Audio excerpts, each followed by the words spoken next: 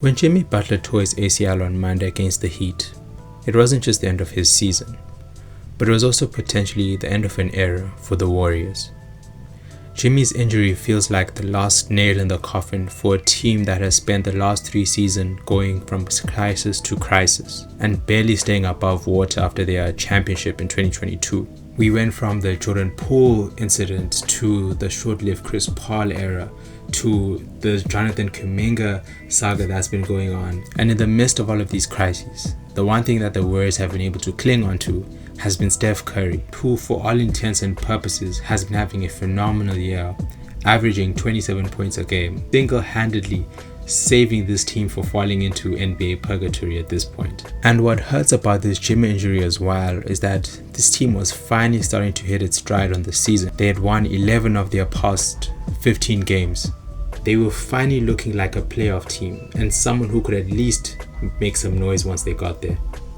Players like D'Anthony Melton and Will Richards were starting to pop off the screen, and defensively they were starting to show a lot more promise than they had previously. But now, unfortunately, the Warriors find themselves in the same predicament where we have to ask ourselves, where do the Warriors go from here? Well, we know for one, their championship aspirations are definitely off the table at this point. And then Tankathon has them having a pick in the top 15 to 20 range, which is just outside the lottery. So the question becomes, is it worth it? Is it worth it for a team to put all this pressure, all of this on the plate of a 38-year-old to carry them to maybe the second round? After losing Jimmy Butler and potentially Jonathan Kuminga, this is a flawed team. This is a team which is severely lacking in an interior presence that can put any pressure on the rim. This was a team which is averaging 42.2 drives per game, which is bottom 5 in the league.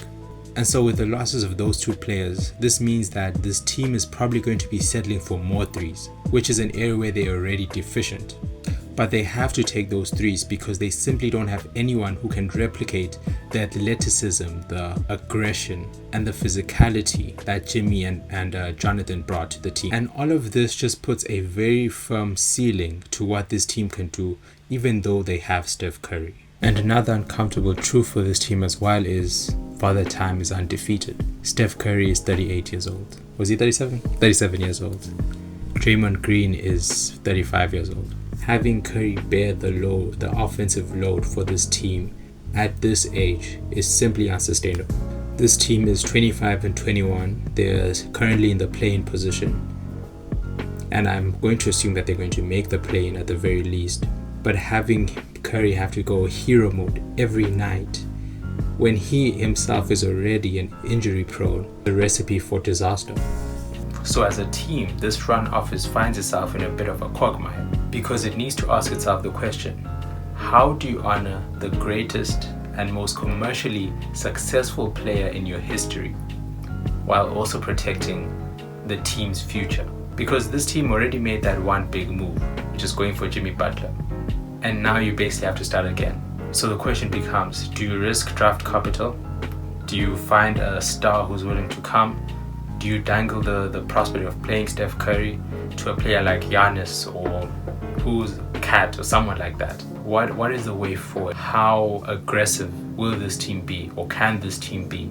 How aggressive is this front office willing to be to get that second star for Steph Curry? That's the question I think we'll all be asking.